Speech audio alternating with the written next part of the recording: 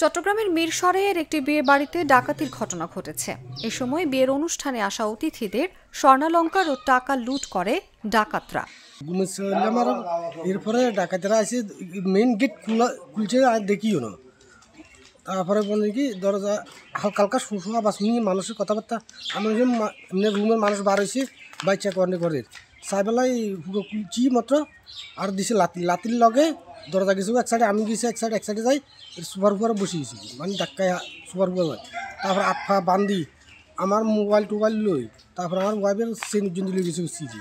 আমার প্রথম দরজা খোলা ছিল, গল লই গেড়ে দি গল লই প্রথম আমরা মুখ বান্ধি গেলাইছে, তারপরে আধ বান্ধি গেলাইছে, আধ বান্ধি আমরা গলার উপরে আপনি ছুরি দড়ি রেখছে, ছুরি দড়ি রাখি। তারপরে আমার কানের দুল কেঁচি দি কাড়িকে ছোট্ট কেঁচি এনেছে, কেঁচি দি কাড়ি কানের দুলগুন খুলে গেলেছে। খোলার পরে আমার চেইন, আমার এক গরিবজনের চেইন, আমার হাসানা সোয়ানা হইব নাকি বাজি আমি মাপাই নহিয়া না মিশা কথা কইতে আসতাম না, আর এগুলো কেঁচি দি কাড়িগুন খুলে লেগেছে।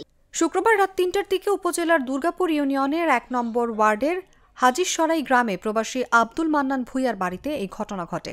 স্থানীয় বাসিন্দাদের সূত্রে জানা গেছে, প্রবাসী আব্দুল মান্নানের মেয়ের বিয়ে উপলক্ষে গতকাল দুপুরে বাড়িতে অনুষ্ঠানের আয়োজন করা হয়। সন্ধ্যা ৭টার দিকে কনেকে নিয়ে যায় বরপক্ষ।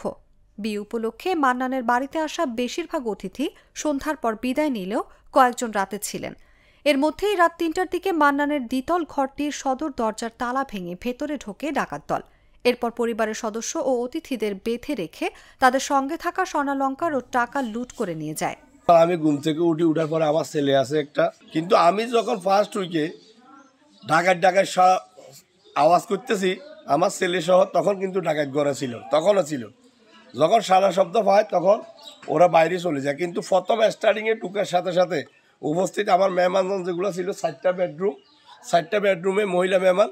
আমরা এলাকাতে এই ধরনের ঘটনায় আর গ্রিলের ভিতরে তালা মারা এরকম ঘটনা ঘটবো এটা কল্পনা করতে পারতেছি না। আমরা খুবই মর্মাহত।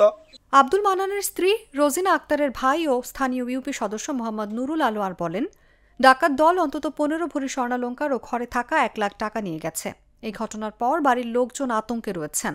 শনিবার বরপক্ষ বৌভাত অনুষ্ঠানের আয়োজন করলেও সেখানে মেয়ের পরিবারের কেউ যেতে পারছেন না। আমার জন্মের পরে আমি আমার গ্রামে কখনো চুরি ডাকাতি হয়েছে এগুলো সমস্ত কিছু শুনি নাই। আর কালকে আমার বাইরে গ্রিলের মেইন গেটের উপরে নিচে তালা রড লাগানো, এর ভিতরে আবার বড় ঘরের গ্রিল, আবার গ্রিলের ভিতরে গ্লাসের দরজা ওইটাও লাগানো, ওইটাও লক লাগানো। এটা উপর আল্লাহ মালিক, এটা কিভাবে করলো, কিভাবে সম্ভব হইল। জানতে চাইলে জোরারগঞ্জ থানার ভারপ্রাপ্ত কর্মকর্তা আব্দুল হালিম বলেন, রাতে যে বাড়িতে ডাকাতি হয়েছে তার আশেপাশেই আমাদের টহল টিম ও স্থানীয় গ্রাম পাহারাদার ছিল। খবর পেয়ে আমরা দ্রুত সাড়া দিলেও ডাকাত দল বাড়ির পেছনের ধানক্ষেত দিয়ে পালিয়ে গেছে। তিনি বলেন, এরা মহাসড়ক কেন্দ্রিক একটি ডাকাত চক্র, আশেপাশের বাড়িতে ঢুকে ডাকাতি করে আবার চলে যায়। আমরা ডাকাত চক্রটিকে গ্রেফতারের চেষ্টা করছি।